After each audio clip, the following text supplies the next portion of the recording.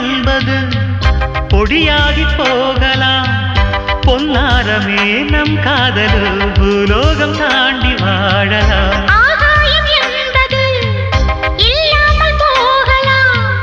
ஆனாலுமே நம் நேசமே ஆகாயம் தாண்டி வாழலாம். கண்ணீரில் ஈரமாகி கரையாட்சி காதலே கரை மாற்றி நாமும் வெல்ல கரையேற வேண்டுமே.